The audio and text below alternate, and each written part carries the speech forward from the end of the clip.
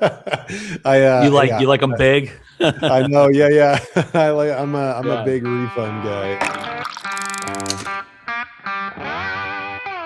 Welcome once again to Chill Filtered, the podcast where we drink whiskey so you don't have to. But I'm trying my best here, but I'm gonna keep it.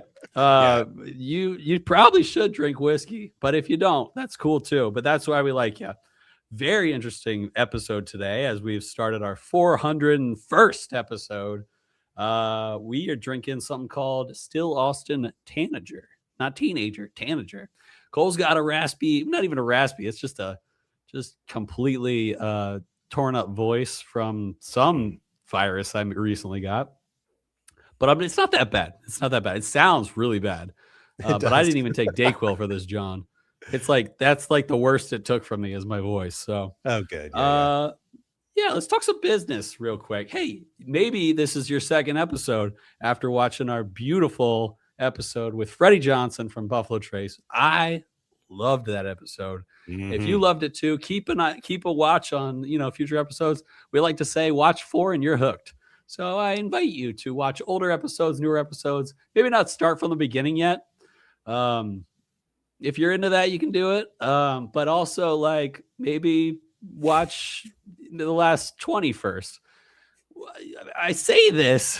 My voice is all over the place. I say this, and I'm not even trying to crack it. Like I'd be like, when I'm trying to crack it, but I'm not.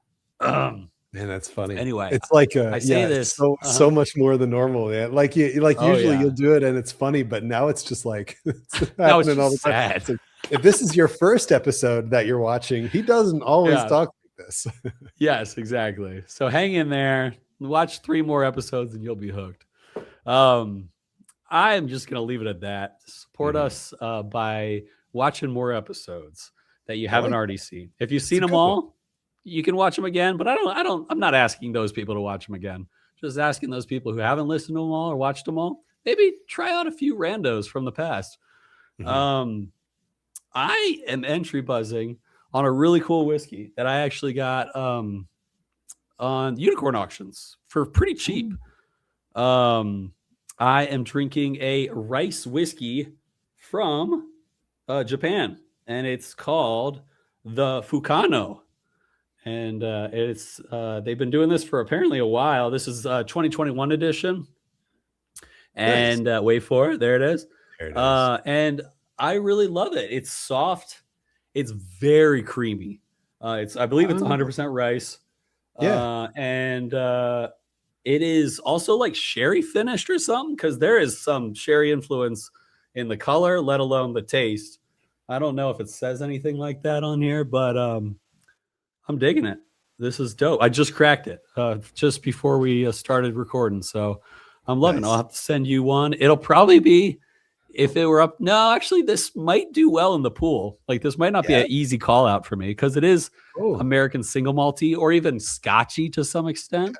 Like American light whiskey, kind of maybe. No, it's not that light in like flavor. And even though you say light, that doesn't necessarily mean it's like a lighter flavor. But I do think of lighter flavor when I do think of light whiskey, because of the process. Let me taste this one more time. But I'm nice. I'll tell you what I'm drinking while you taste that one more time. Yeah, go on. Drinking some Del Bach. Not a lot of ASM choices in the Wrap House here. But why are you choosing an ASM? It is a bourbon. It's a bourbon. It's so funny. Well, here I am.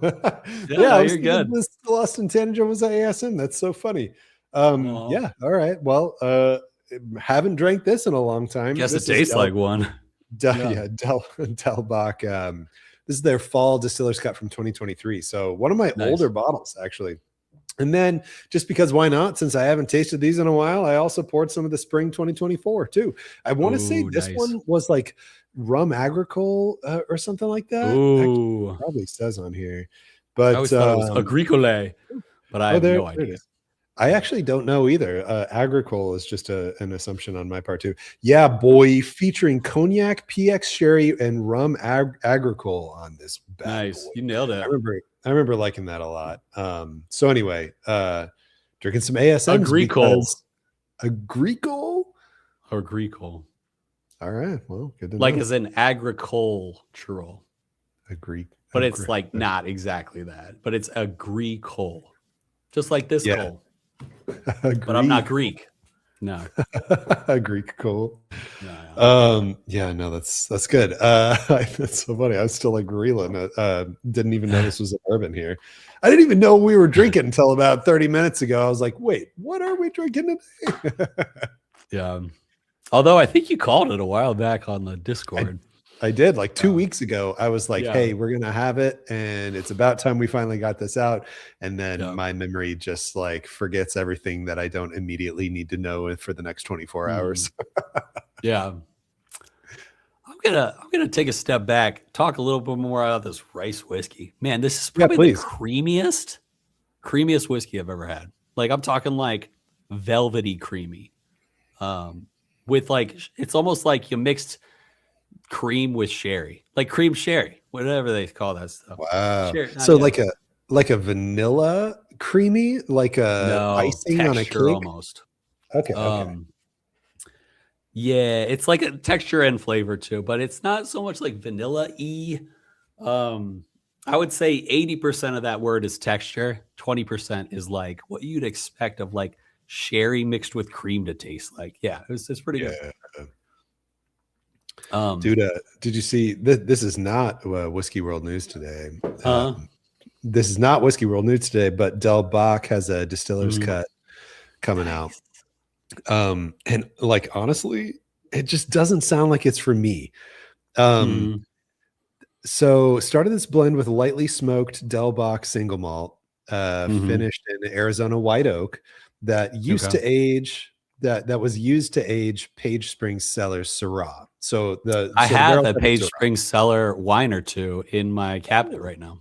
Oh wow, that's out in Sedona. Yeah. And then the email says, I then blended a single barrel of our mesquited single malt. So mesquited single malt finished in former Whiskey Del Bach barrels that held twisted bee honey. Does that sound familiar, Cole? Does that sound familiar? Yeah, I actually have that honey. Yeah. No, we tasted yeah, you do. You bought it. We tasted that barrel. Yeah, we tasted the honey barrel at Del Bach, straight from that honey barrel. Yeah. I remember thinking that it was extremely honey. Like, because he says I blended in a single barrel from the honey. Like we sipped that barrel. Yeah, it needs to not be very much because I remember that barrel being like thick with honey flavor. Yeah. And then finished in former Whiskey Del Bach barrels that once held an imperial stout from Mother Road Brewing. So it's like red wine. Well, wait, Syrah's a red wine, right? Yeah. Red wine, honey, imperial stout. It doesn't sound like, I don't know. I'm gonna need to try it. Here's what I think of Del Bach distillers cuts. They're always surprising. So like I wouldn't be surprised if it was really good. But then again, I also wouldn't be surprised if it was just mediocre, because some of their distillers cuts are just really, really cool. But some are like different, but not like amazing, but they're still good. Like everything they put out is good. We were just talking about that. Like one of the only American single malt companies we will 100% buy from. Not like every release, but like will not hesitate in buying a whiskey from that American single malt distillery. Yeah, like I definitely don't think that bottle would be like disappointing, but I just don't know how. I can't like have a mental image of how it's going to taste. Yeah. So it's like it's kind of hard to go out on a limb for something for something that sounds like this. But maybe I'll go to Tucson soon, give it a shot. Yeah, maybe. To the land of your in-laws people. That's right. That's what they're known. Oh, speaking of which, you said thick in a honey way or something like that, and that was a nickname in college. Yeah. Thick in a honey way. Speaking of thick in a honey way, tell me about taxes. I filed my taxes. Thank you for asking. Hey, so have you done your taxes yet? Yeah. Literally sent it to our accountant yesterday. Yesterday, okay. I was using H&R Block. I don't know why I use H&R Block. It's just what I've always used, so it's easy for me to just keep going with H&R Block. But so do you do like the online filing where you basically get your refund right away, or you get your like quoted refund right away?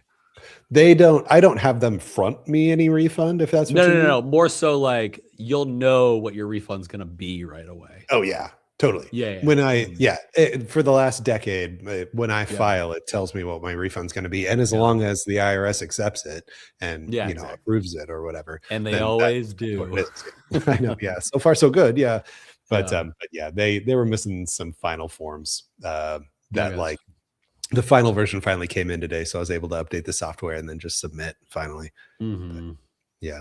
I got to do all Sam's business stuff in there too. So it's taken years of research, and I like leave myself like document notes of like, here's how you do this. Here's how you do Sam's Schedule C, so that I can just follow those year to year. And at least if it's wrong, it's consistently wrong. Yeah. I feel that. Yeah. We recently, for a while, especially with my Etsy shop, we just go to an accountant, and she only charges us like $80, or it's probably these days it's probably like 100, 120, but that's like worth it.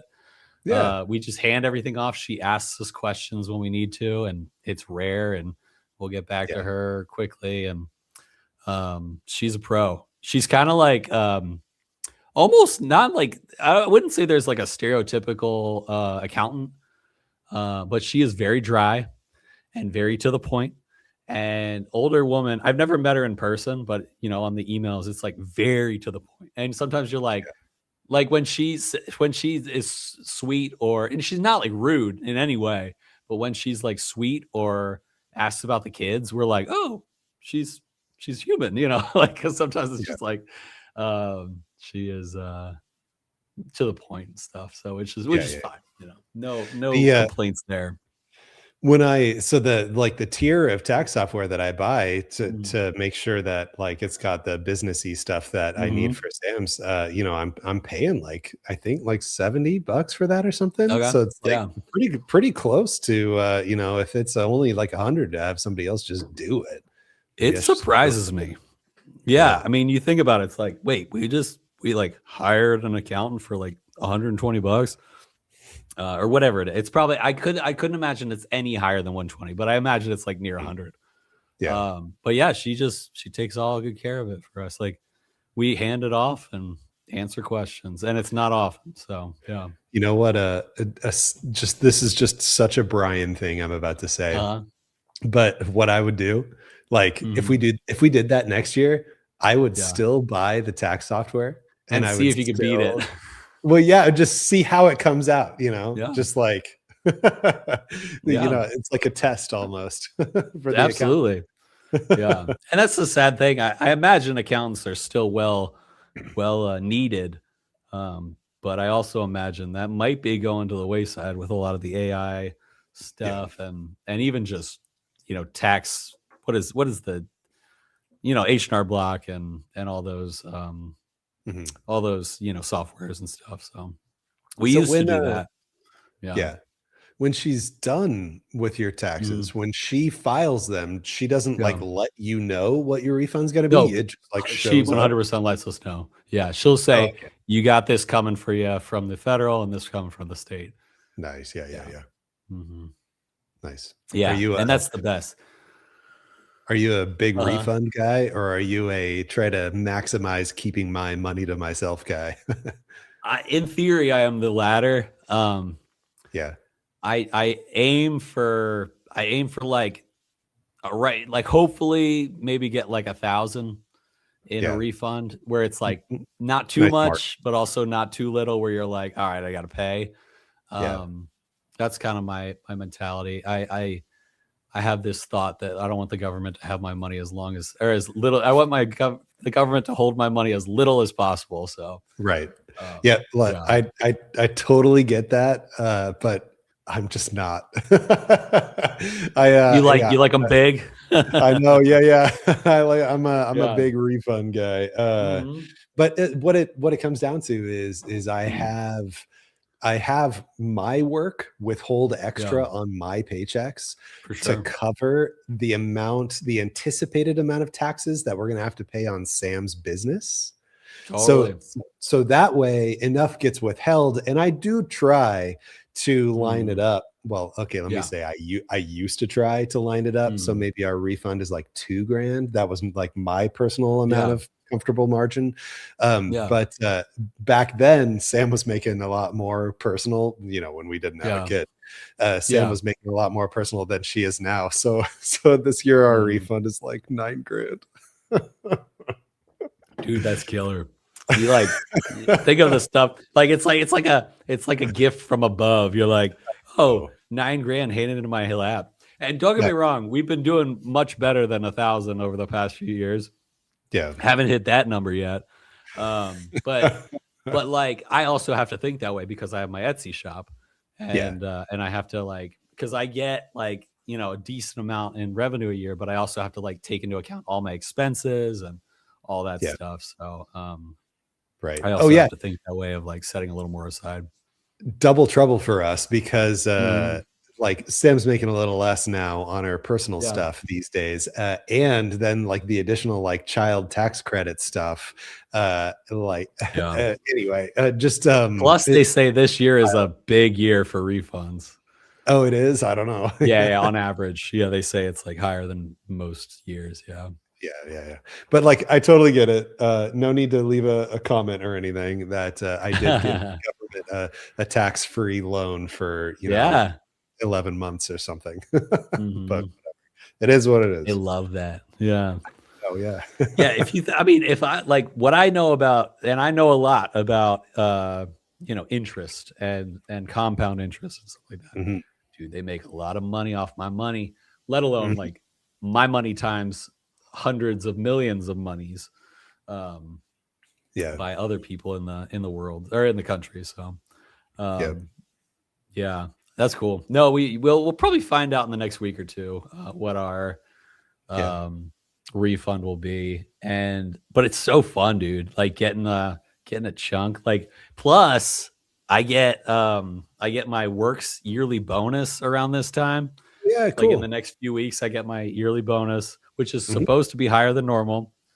Nice. Um, Is and that because of then I your get personal performance or, like, your work yes, overall, the it's business? both. Mostly work, but then it's compounded by the factor of my work performance. Nice. Plus, yeah, yeah. So basically, it's like 10% of my salary, adjusted for how the company's doing, up or down, and Mhm. then adjusted for my performance on top of that. So Nice. that'll be nice. And it's like apparently taxed less these days. Like the bonuses are taxed less than typical pay. That's what I Really? think I heard. I I think have no idea. so. Someone told me that with confidence one time. Anyway, it'll be a nice next few months. And then I get a double raise because my exam and yearly raise start in the That's next few right. weeks. So it should be I don't know any of the numbers yet. So I don't know Yeah. the refund, the bonus, or the raise.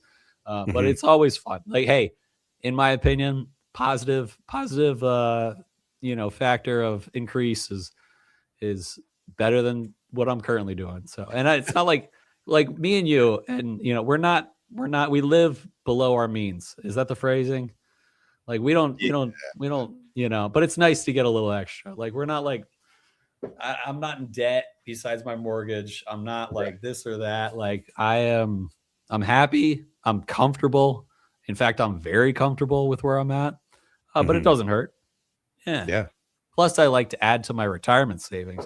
I'm I know. like big into retirement savings. So Yeah, for I sure, want to for sure. retire at 55. So, Ooh, nice. That's a good plan. mhm, yeah. So anyway, um, Anyone win the Bowman lottery? no, not a one. Did you hear of anyone? Nope. That's Even, crazy. like, Discords I'm in, I didn't see a single Yeah. person say, "I won." Yeah. That's where they get you. You know what I would do if I were Bowman? I would offer Mm, 3 a year, and 2 out of the 3 just no winners. Just basically like getting hype for the products I'm selling, like basically. Yeah. yeah, yeah. Man, That'd be killer. Although could there be the ABC Pappy lottery is about to happen. They're going to announce in the next Oh, few days. In next few days, that's exciting. I think a week from today, I think is my guess that Total Wine will finally announce their that's right. Because they always, for the December season, that quarter, they don't do the results until like March the following year. The week this comes out, I believe the week this comes out is the week that the announcements are going to come, because they've been very consistent years and year after years and years and years, and it's generally like this first week of March that they release those. So fingers crossed. Yeah. And then the cool thing about the ABC lottery is that they'll mention the entries that went into each lottery. Yeah. And back in the day, they used to be like 12,000. And I used to win a lot, especially when I put in 17 entries of friends and family in the area. But nowadays I can only pull off 7 because they require the driver's license information. Yeah. So I'm not going to like steal that from people, which I was prior. People didn't know I was signing them up. I was just like telling them if they won. Because I would make a burner email and like let it work for that. Anyway. And then there went up to like 50,000 plus, even 60. I've seen entries. So it's like there's no chance of winning with that kind of math. But recently they have dropped significantly. In fact, I saw about 20,000 recently on a big lottery. So I'm like, okay, if that's where it's going, I might actually come back to having a chance at winning some of these, which I did get the George C. Stagg recently, which was great. So true. Yeah. Fingers crossed. Anyway. Yeah. So I don't know. You want to get into drinking this, John? Yeah, I do. This I can't wait to drink this American single malt. Yeah. And we'll drink this American single malt or not after this quick break.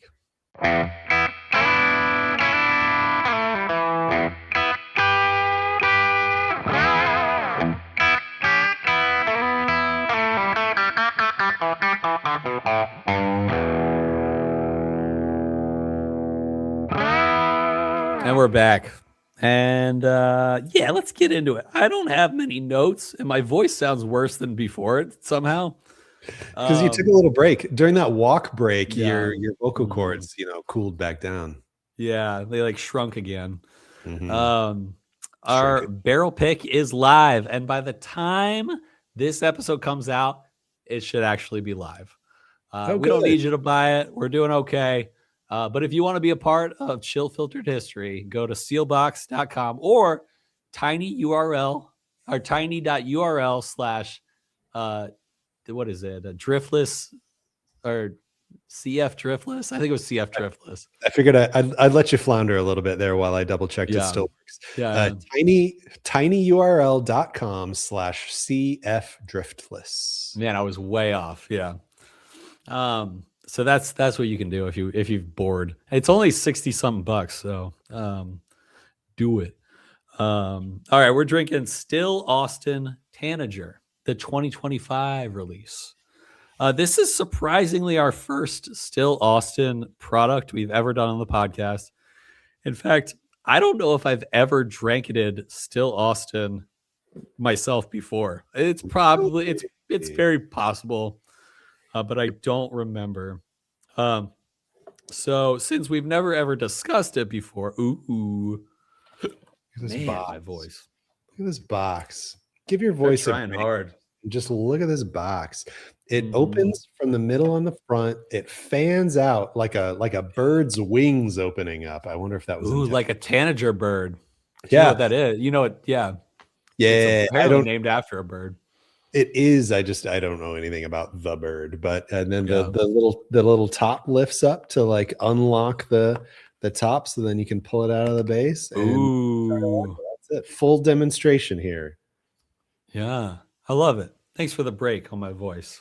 Anyway, we're gonna talk basic Still Austin story and background because we've never covered it before. All right. Still Austin Whiskey Company was founded in 2016 by Chris Seals, as in Sealsbach, but not the same guy. That's Blake. With a clear objective. Build a true grain to glass whiskey operation in Austin that reflects Texas agriculture. I almost said agricole. No, Texas agriculture and Texas climate, not just like a Kentucky tradition transplanted in the South. From an operational standpoint, that commitment matters. Grain to glass isn't just like their slogan or something used here. Still Austin literally mills, mashes, ferments, distills, and ages everything on site. Wow. They source 100% of their grains from Texas farmers, which gives them control over varietals and even consistency. Especially important in the state where growing conditions can vary significantly year to year. Technically speaking, their fermentation protocols are part of what sets them apart. They use longer fermentation times than many large producers, which encourages greater ester development and fruit-forward compounds before distillation even begins. In a hot climate like Central Texas, controlling fermentation temperature is very critical. That was a great cork pop. You're managing microbial activity much more aggressively than in like Kentucky's cooler ambient conditions. And then, excuse me. Wow. Then there's no kidding. Then there's maturation. Austin's climate is very intense. Summer warehouse temperatures can exceed over 100 Fahrenheit, creating significant thermal cycling inside the barrel that expands and contracts the wood pores more aggressively than in traditional bourbon regions, as we know.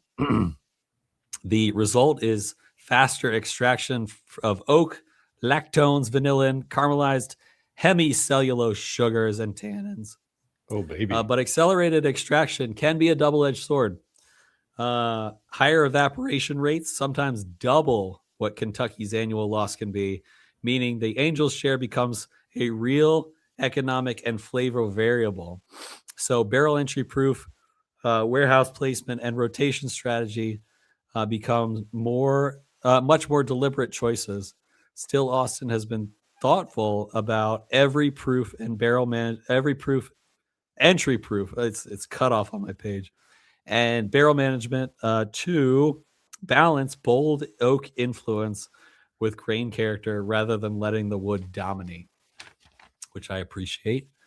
One major early statement was their bottled and bond release in 2019. Legally, of course, we know with bottled and bond that requires one distillation season, one distillery, at least 4 years of aging, and bottled at 100 proof. For a young Texas distillery to wait a full 4 years and launch with a bottled and bond product signaled confidence in their maturation approach, especially given how aggressive Texas aging can be. What makes Still Austin very interesting in the broader American whiskey landscape is that they're not trying to mimic Kentucky profiles. They're effectively testing whether terroir, soil, grain, genetics, and climate can create a distinctly Central Texas signature. So when you taste something like Tanager, you're not just evaluating mash bill or proof point. We're going to be tasting, Texas grown grain, hot climate maturation, and a relatively young distillery trying to define what regional identity means in American whiskey. Texas whiskey started loud and bold, as we know. Still Austin is trying to make it even more intentional. So what we're drinking today, Tanager 2025. Can you give me the proof? I apparently left that off my sheet. The 1075 or something? 1075. Yes, I had to do math. Right. Mm-hmm. So Tanager is pretty cool, actually. It's not just a bourbon. It's a cigar blend bourbon, apparently. And normally, from what I've seen, that mean is either one, it's good with a cigar, or two, it's good with a cigar and has a lot of finishing barrels. This doesn't actually seem to be the latter. It seems to be just the former of just good with a cigar. It looks to be just new charred oak barrels used here. Here's one fun thing. Red corn, white corn, blue corn. God bless America. Yep. And also some rye and multi bees. So it's a rye bourbon, but it is 3 types of corn, including red, white, and blue. God bless America. 6 years old at least, and uses a cutting and just diluting method called Petits Eau, which means small waters. So I looked this up and like did some deep dive into what Petits Eau is. Used in making some big cognacs like Hennessy or Remy Martin. It slows the dilution process in two different ways. Excuse me. Taking your good old time is the first way. You do not want to, apparently they don't want to add water too quickly to dilute the final spirit before bottling. And apparently I looked it up. It can sometimes take years or like up to a year to dilute a huge batch. They take it very slow. And then diluting also with pre-diluted spirit before bottling. So what they'll do in France is they'll take some distillate, or actually aged distillate, like the actual cognac, and they will dilute it with a lot of water. So they'll like bring it down to like 10% or something like that. And then they will add that diluted mixture to cut the larger mixture. And it apparently can have a big impact according to the Frenchies. But although I found that when it was mentioned on Still Austin's website, the Petits Eau process didn't so much have to do with that. More so at Still Austin, it sounded like their version was just taking old aging barrels and aging water in them for a while, and then using that water to dilute the whiskey product. So it seemed a little bit different. Yeah. That's what so I'm like side by side here verifying this. And what I'm seeing, granted it's Google Gemini, is that what they used for dilution was a 6-year high rye bourbon that they brought down to 50 proof, not 50%, 50 proof. And then they aged that for 1 year. And then after aging that 1 year, they used that low proof to bring the main batch down to 107.5. Yeah. I'm down to hear that because on Still Austin's website is where I got the aging water in barrels. So it'd be cool either way. But yeah, it wasn't like some research that I found that said the water barrels. It was literally their own website.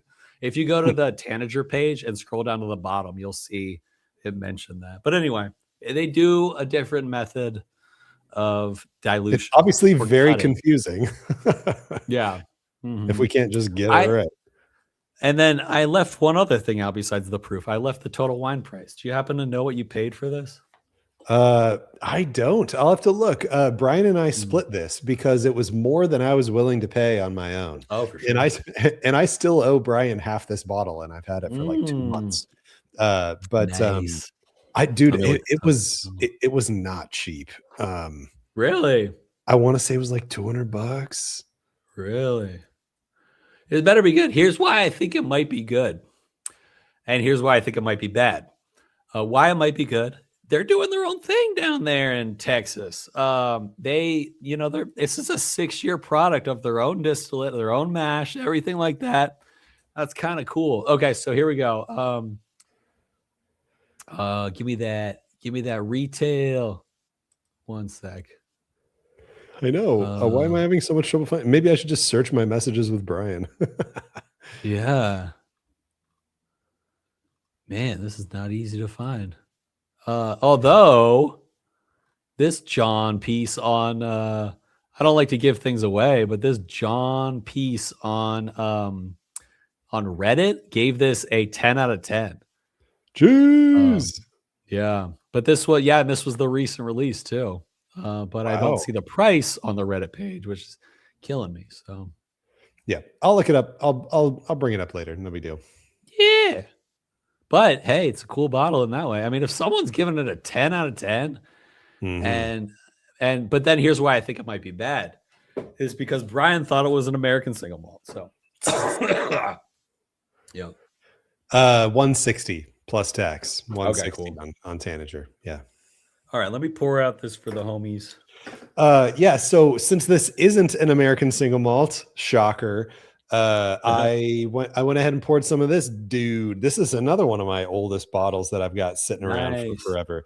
This is Joseph Magnus Cigar Blend. This is batch 78, which is a quite old batch. I think they're at like 400 now. Yeah, I saw something crazy. Yeah, recently. But anyway, ABC store. This is a cigar blend bourbon because it is finished in Armagnac, sherry, and cognac casks. Still Austin calls theirs a cigar blend, but this is not a finished bourbon at all. Still Austin Tanager is not finished. I guess they're just saying it goes well with cigars. So these might be too good to side by side. Here's a good nose cork pop for you. 1, 2, 3. Go for it. Weak. Look at this cork, though. All right. This cork has a tanager nest on top. Oh, nice. I like that. Little eggs and a little paper wrapper around the side that says 2025 edition. Also, props to this beautiful bottle. So the label's classy. The colors are awesome. Look, the back is embossed, the right word. I don't know. But the text is like printed on the bottle. And then the neck has this like old school like ribbing glass feathers or something. I don't know. It does kind of look like feathers now that you mention it. But anyway, it's a very pretty bottle, I will say. The box is a little much, but the bottle is like very nice. Yeah. All right, hear me out on the nose. You smelling it right now? Because you better smell it right now while you hear me out. Wild turkey. Huh. Are you getting it? Actually, well, dang. I'm afraid you're influencing me, but it is. But I am. It is musty, and it is like dark berry. Yeah, that's what I'm getting. Like I was this smells like Russell's Reserve. It is like a tobacco. There's some grainy stuff going on here too. Not like sharply youthy grainy, but like old musty grainy on the nose. Yeah. Really impressed with the first sip. I'm gonna go for a second before I go too much into the notes. I will say this: it burned a decent amount on my tongue. Which I'm not used to much these days, but it had a specific alcohol burn to it, not flavor burn, but more so like my tongue was hurting. Doesn't happen a lot these days. But the flavor was there. The maturity was there. I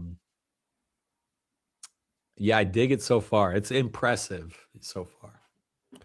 I swung back and forth on this. I just finished my first sip. I did think at first there were youthy attributes I didn't really like, like kind of like classic, like proof down Texas whiskey style notes. But then as the sip went on and as I got to the finish and everything, it really rounded out. And it became this very nice, creamy, oaky, and some good red fruit in there too. And like almost like, and the finish is still going. It's almost like delicate red fruit, like very ripe cherry, maybe even strawberry. Like I kind of feel like this is a similar finish, only the finish to like single oak project stuff we've been drinking recently that has a really fruity, on the fading finish. Very long into the sip is a very nice lingering red fruit and oak, like the surprising amount of oak on this. So let me assess the mid palate again, but the finish, man, that's a near 10 out of 10 finish. That's great. Yeah, that's a great point. I wouldn't have called that out, but I agree with you. I will say the second and third sip were way better, less burn, which can happen easily. I am getting berries. The oak is there. It's not sticking to your tongue, the oak, which sometimes I don't enjoy too much when it like sticks to your tongue and you can't get that oaky flavor off. Right. It doesn't like progress. I will say, fruity, in a berry way. Cherries definitely.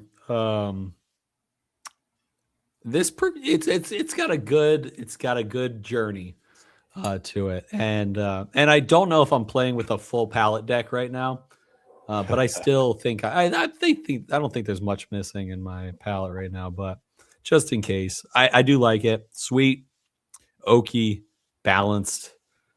Yeah, it's good. I'm digging it. Yeah, I really, sometimes I'll admit I have a tendency to like restate the same thing like 2 or 3 times. So I'm really not gonna like elaborate much more on my palette notes because honestly, there's nothing else that's jumping out of me. The one thing I'll say though is I'll build off what you said a little bit. You said it's a good journey. I will say that it's a confusing journey from like 1 to 4 on the timeline, 1 to 5 on the timeline. And then it turns into a nice journey end as it goes. I still stand by the sentiment that mid palate, some youth and grains come out. That's just not quite my jam. It's a little American single malty. No, I'm kidding. Although I find it funny that I would 100% read this as a bourbon. Would you? Okay, yeah. I think so. Because it's got a good amount of rich, like brown, sugary, buttery base. That's like just classic brown, classic bourbon notes on that. Though that being said, I'm about to sip the Joseph Magnus cigar blend here and see what's up with that. This is, while you sip, I still think with a little water, the nose is still wild turkey like, which I dig. I love a good wild turkey nose. Ooh, dang. Well, big proof difference here. 20 proof points ish. It's the Joseph Magnus comes across substantially hotter, much harder to see the delicate flavors in there. Actually, I'll tell you what I'll do. I'm going to add just a monster amount of water to this Joseph Magnus cigar blend and see what happens. But man, still Austin, I'll say it was overall a substantially more enjoyable pour than that sip at Joseph I just had. Wow. Nice. A thought goes through my mind with this. I am very impressed with a smaller distillery. This is a home run. A growing distillery like this. This is, very good. My thought though is this reminds me of like Russell's 10 bourbon, which is great and very impressive for a 6-year bourbon from Texas, smaller distillery, to line up in some good ways with a big distillery like Wild Turkey. That being said, it's weird because with the respect I have, I want to give it a higher score, which I'm not giving the score yet. But with the comparison to like Russell's 10, I want to give it a lower score because I actually don't think it's as good as Russell's 10 or like a Russell Single Barrel or something like that. I'm just going to say that for now, but I will drop a cube. Let me, that caught me off guard. You're saying you don't think Still Austin Tanager is as good as Russell's 10, the like $35 bottle? Dang. Is it 35? I thought it was like 60. Maybe I'm just thinking of the single barrel or whatever. It's cheapo. Single barrels are like 70. Yeah. Oh yeah. Maybe I'm thinking of the single barrel. Yeah. But either way, I think I need to try Russell's 10 again. So I have an LLME Russell's 10. That was the. Oh yeah. You sent me one. Yeah. Oh, you have a sample of that? Oh, please tell me it's in our pool. That'd be a great pool. Yeah. It'd be a great pool. Oh, that pool. Coming back to the nose real quick, because I have my water pour here. I've been slow water reducing. I've done 1 drop a day for the last week to make sure. No, I'm gonna petites. Yeah. In the Urkic Snack barrel, I put water in there about a year ago. Yeah. No, we're ready. speaking of, you know what? I'll save this for next episode to tell you. But the Erkig Snack barrel is in a new cycle now. I'll tell you all about it. Nice. Oh, I'm down. Coming back Send to me the some of nose, that. Send me some of that barrel exit stuff. Oh, go on. yeah, I should. It's in a it's my first George T. Stagg bottle ever. I filled that up with what was in there because it was all Eagle Rare and Buffalo Trace. And don't give it away, but I am very intrigued of the final proof. So don't give it away. All right, sounds good. Maybe I'll send you a blind. Maybe I'll send you that and something else, and I'll make you try to choose which one was better. That'd be fun. Yeah. All right, the nose. Back to the nose real quick. Between the water and the neat, the water comes across with more of that delicate strawberry, more fruity with water. And I had a pretty healthy water pour. I went ahead and put like 10 drops in here. Which when I go back to the neat pour, it almost pulls out like a plasticky glue note on the nose for me on the neat pour now. Yeah. I'm still figuring out this ice pour. I don't hate it.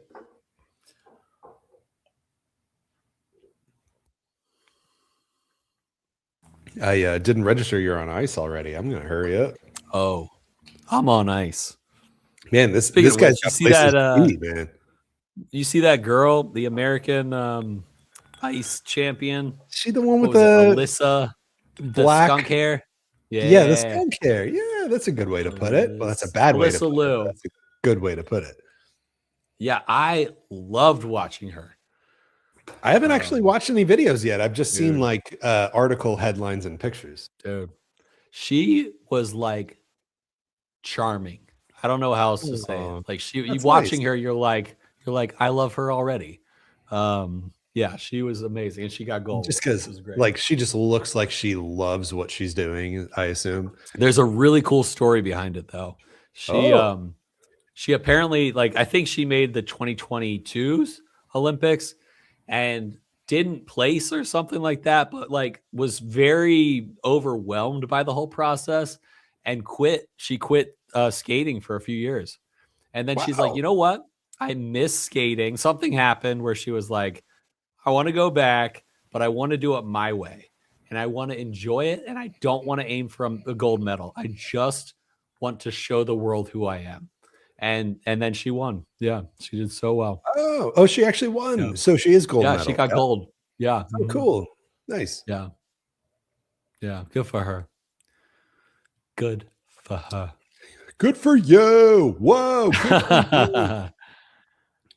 But yeah, it was cool to see her win because she was so likable, and you're like, I want her to win, and then she wins. Yeah, so nice. That's fun. Yeah. Let me tell you about this ice pour, man. It's pretty good. There's a little bit of it is very flavorful in the mostly oaky realm with a little bit of fruit too, but the oak really dominates on the ice pour.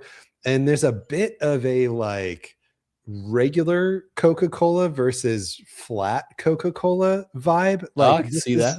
There's a little like something is like flat about this, but like if you can get over that, it's an enjoyable pour with ice. Like I can still enjoy a flat Coke. Yeah. Yeah, right. But anyway, the oak really gets pulled out with ice. Really gets pulled out. Yeah, I agree. And it's not bad. There's nothing about the ice pour that I'm like, this is terrible. I don't prefer it to the water or neat, but it's still good, which is great. Since I'm contractually obligated to mention Ben Klepsig once per episode, I will say if this was a drink along, I would be telling Ben like, try it at least. Despite the fact that I just made some bad comparisons about flat Coca-Cola and everything, it's actually pretty good with ice. It's a good comparison though, because it is truly like when you go from the neat to the ice, it is kind of flat, but it's still good. Who said that flat Coke is bad? It's just not better. You know what I'm saying? That's a freebie, everyone. Yeah. All right, score time. That was like a Tarzan thing, man. Yeah. I'm going to give this a 9.07. Oh, baby. And let me think about the rating scale official. I'm going to give this a B+. No, I'm going to give this an A-. Here's why. A is extremely solid and well-rounded. No substantial negative comment can be made. I agree with that.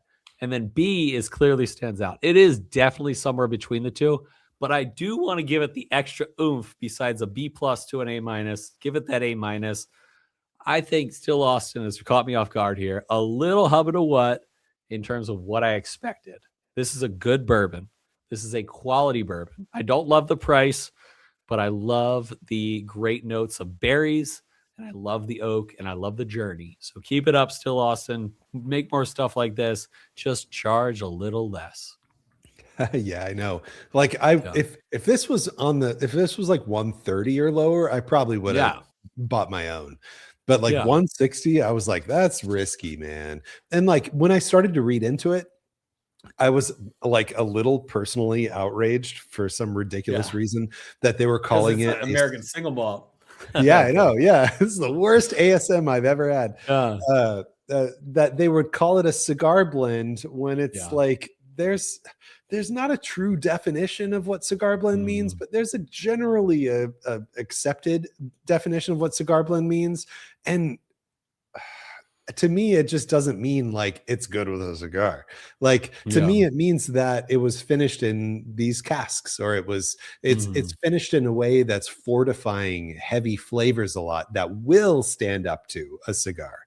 So I don't know. I felt weird about that personally. I don't know. Let me know if I'm wrong in the comments. But Cole, neat water ice. What's your preference? Neat water ice. Neat water ice. Okay, so I am water, neat ice. Nice. But they're all three very close. Like I'll say water and neat is like a full step down from water, and then ice is like a half step down from neat. So they're kind of neck and neck. But I wanted to give it a B+, because like I read across my A line and it says no substantial negative comment can be made. I wanted to drop down to the clearly stands out B, like B+ level, but honestly, the water pour is what I'm rating on. I'm rating on the water pour. That's what brought it to an A- for me too. So I'm totally with you on A-. There is not a substantial negative comment that I can make about the water pour. It really rounded out the ethanol grainy. That was my only substantial negative comment. So landed A-. Okay. Love it. All right. We've covered it all. We've done the ratings and the reviews. I think it's time for our next segment of the show, Whiskey World News.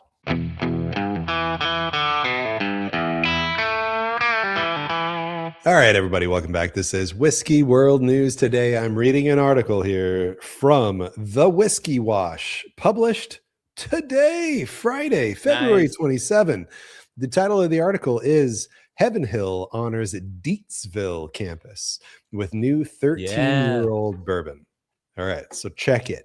Heaven Hill has announced the launch of Heaven Hill Deatsville 13-year-old bourbon whiskey, a limited edition expression bottled from just 17 barrels. Dude, seriously, I'll hit on this later, but just 17 barrels.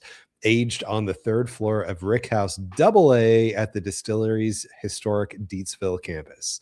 The release, priced at $200, represents one of the final opportunities to experience bourbon fully matured at the Deatsville site. Deatsville campus, originally home to the shuttered T.W. Samuels Distillery, has been part of Heaven Hill's operation since the early 1980s. Blah, blah, blah, blah, blah. Only Heaven Hill barrel aging campus constructed with tiered roof architecture.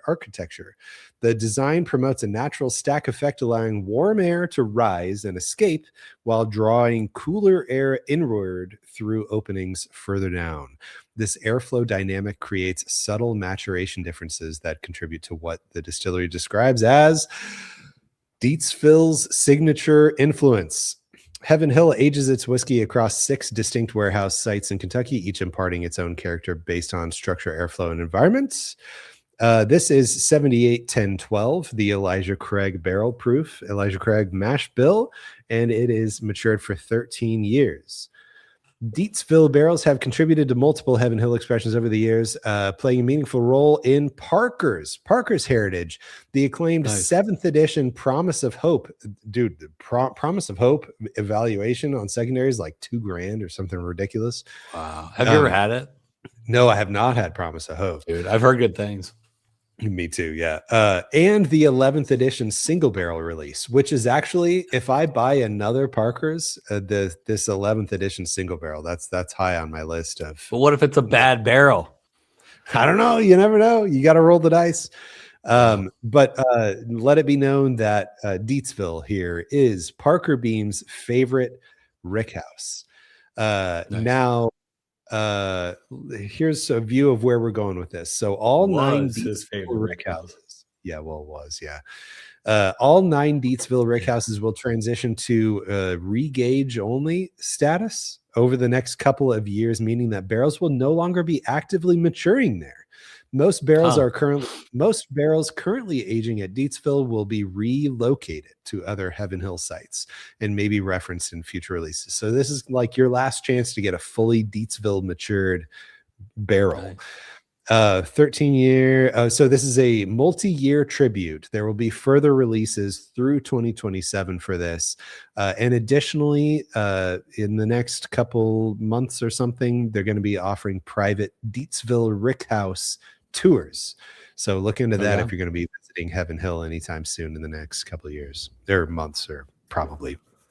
The thing I want to point out is before you go, this release was 17 barrels.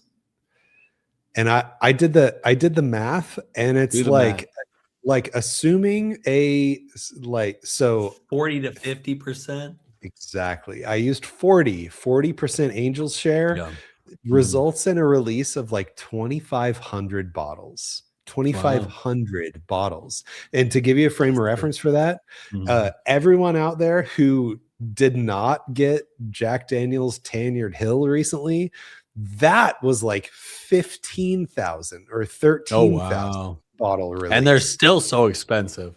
I know. So yeah, this is such a limited release that I almost didn't read it for Whiskey World News, because I was like, nobody's going to find this anyway.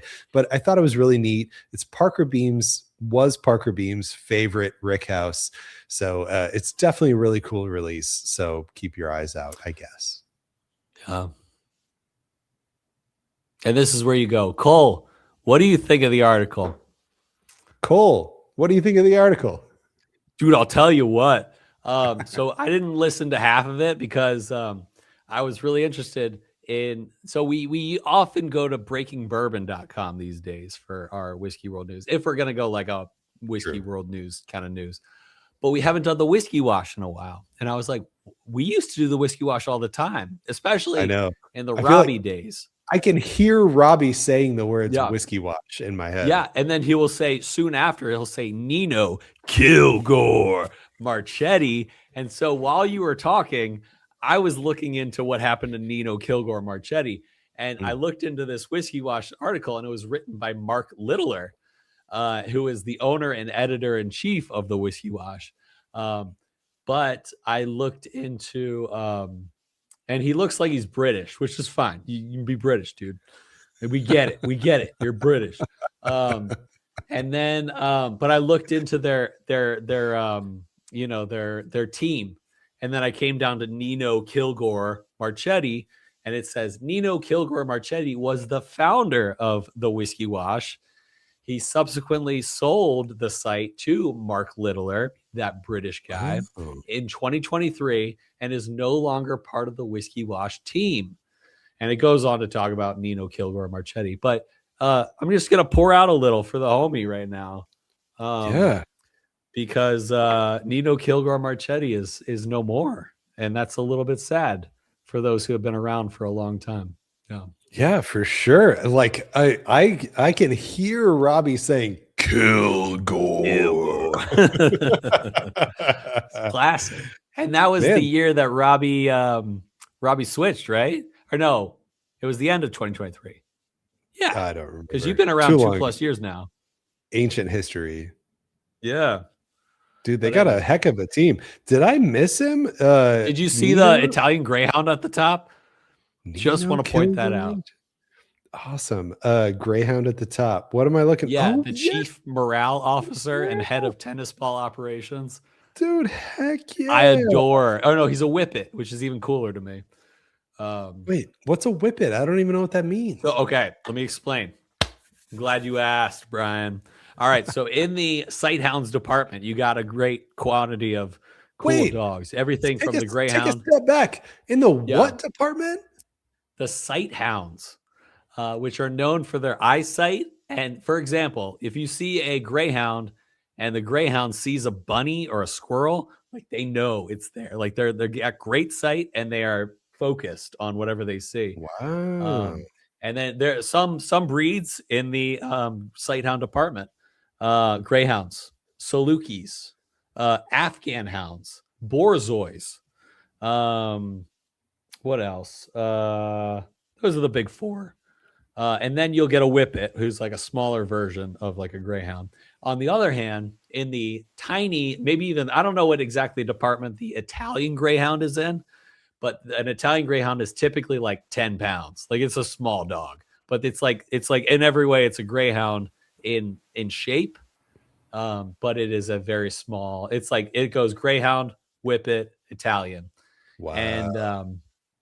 And Italians and Whippets are known to have a lot of energy for their size, especially, but Greyhounds are known to have a lot of, like they're chill dogs. They're super chill dogs. So if you're thinking like I have a Greyhound, if I get a Whippet, it's just a small Greyhound. Not the case. There is a lot of energy in those dogs. So if you want a cat in a dog form, you're going to want to stick with the Greyhounds. I've learned this over the years. Yeah. If I ever got a dog, it would need to be a cat in dog form. That's what I need. And I don't like cats. I like dogs in cat form. So, I mean, it's not like I don't like cats. I just wouldn't get a cat. I would get a dog in cat form. Totally fair. Totally fair.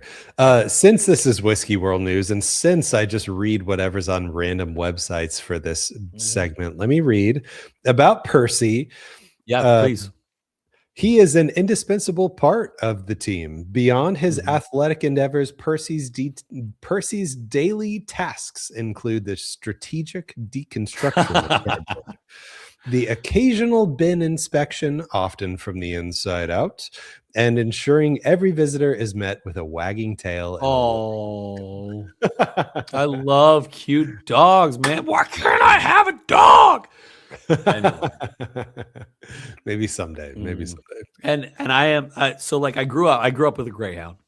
I think I probably told you that.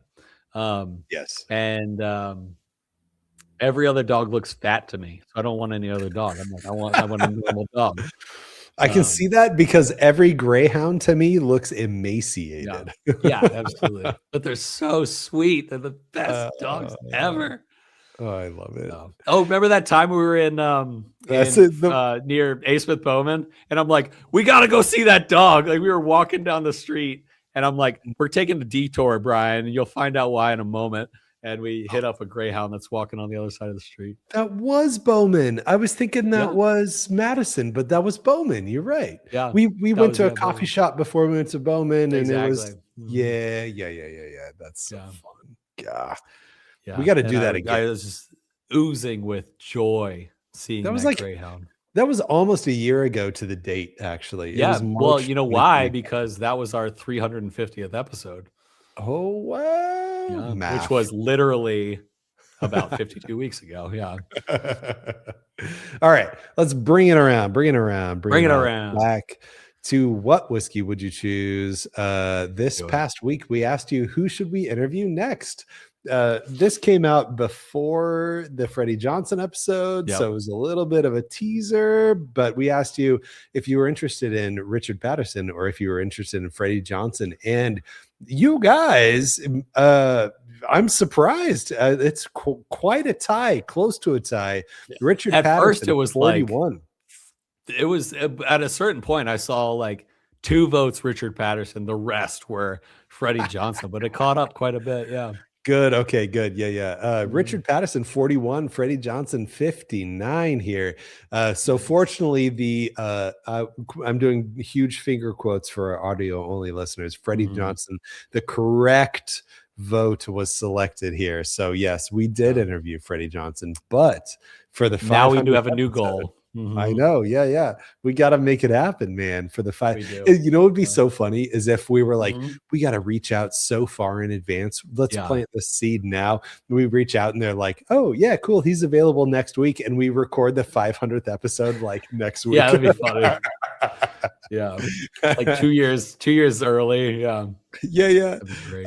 But we asked you, yeah, who should we interview though? Just like tell us, anybody. We'll look into it. We'd love to interview anybody. Who would you interview? So off topic whiskey here. Randall says that is a tough one. Jimmy Russell or Adam Hannett of Bruichladdich. Oh, Nice. dude, Bruichladdich. Can you imagine?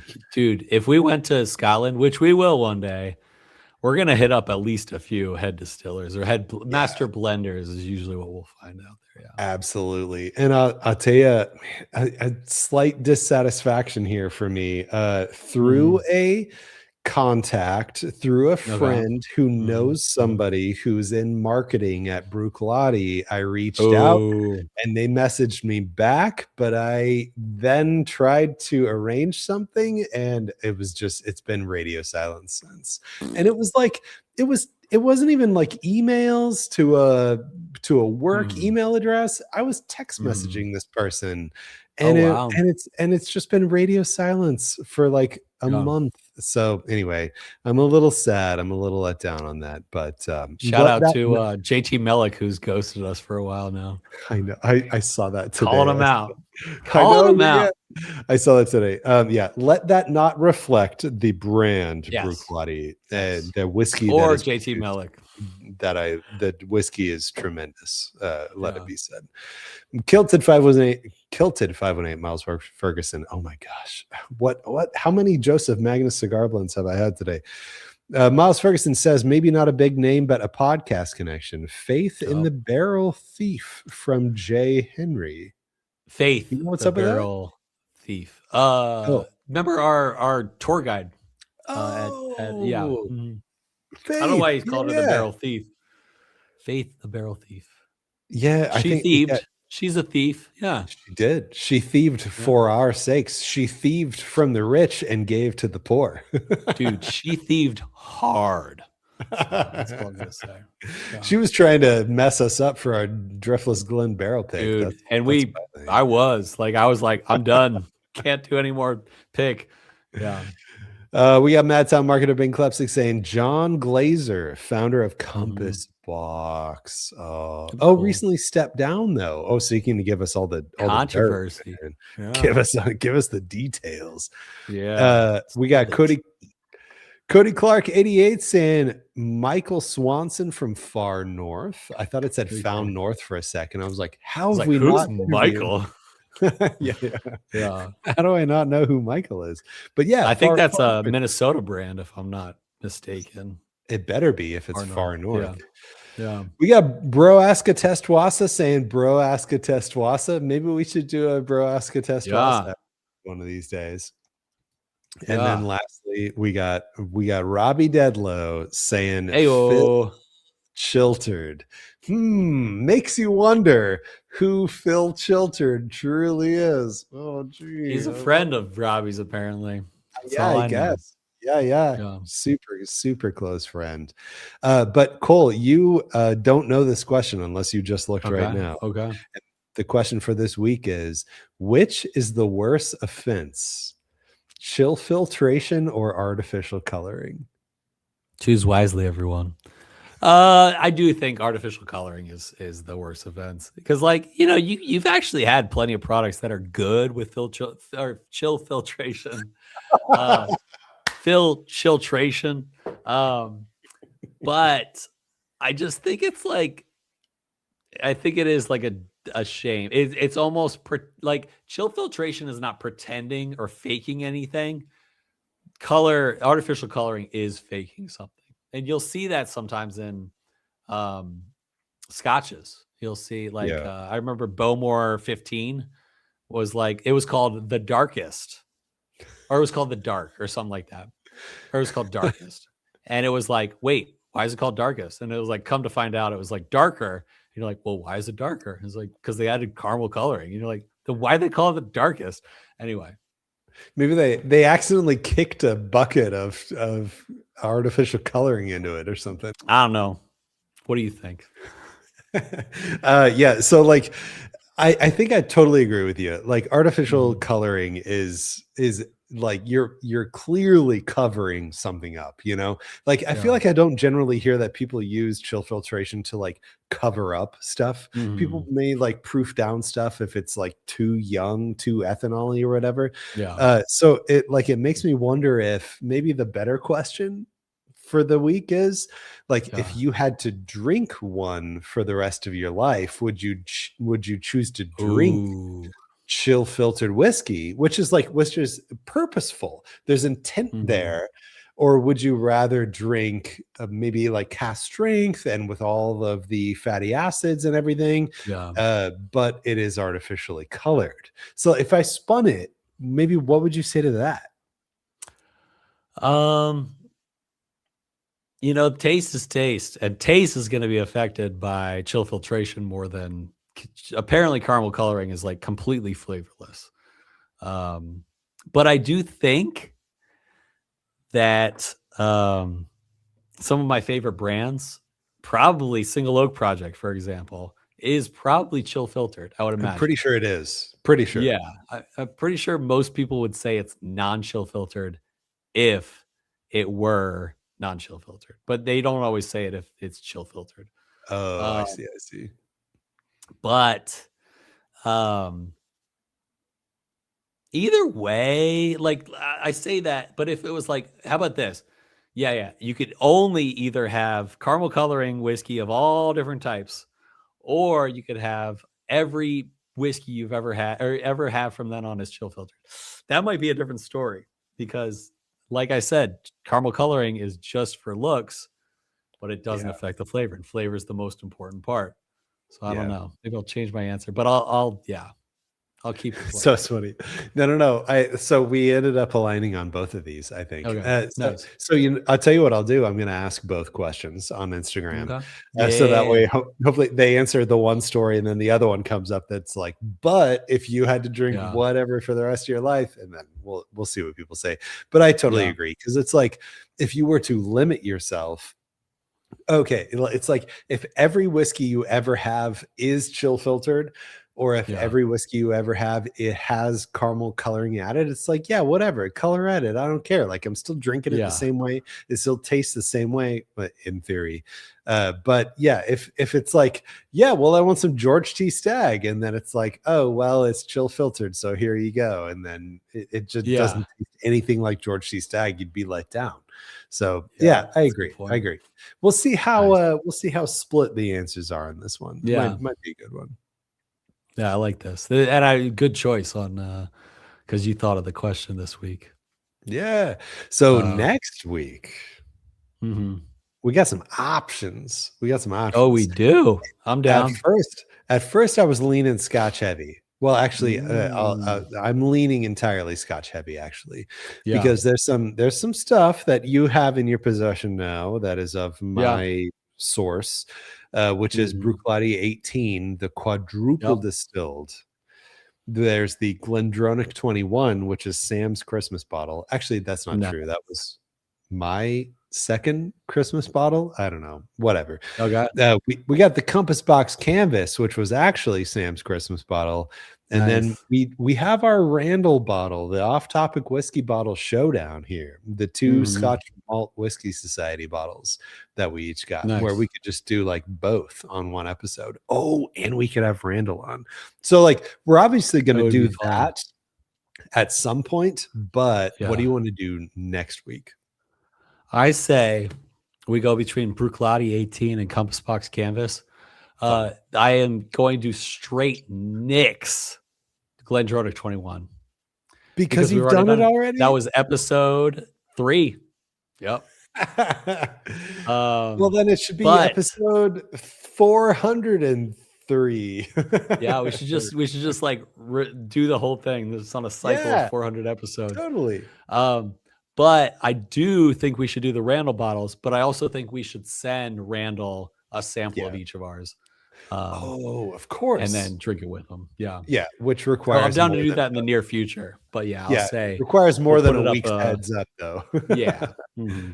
We'll say Bruichladdich 18, the 4 times distilled, or what was it? 5 times quadruple distilled. Yeah, quad distilled. And then Compass Box Canvas for next week. Vote with your fingers and your heart. Vote with your the Scotch quadrant of your heart. Vote with that one. Yeah. Do it. And let's see. That should do it.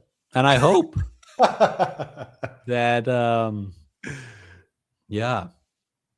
I hope that too. I hope. I seriously hope all the honestly, all of the I hope that too. I hope that I get to see the yeahs in concert again. Heck yeah, 3 1 concert. Who would have thought? Yeah. Yeah. But most of all, friends, family, but most of all, followers and friends at the same time. Because a friend of ours is a friend of yours. But a friend is a friend at all times. And I hope that our love of whiskey lifted your spirits.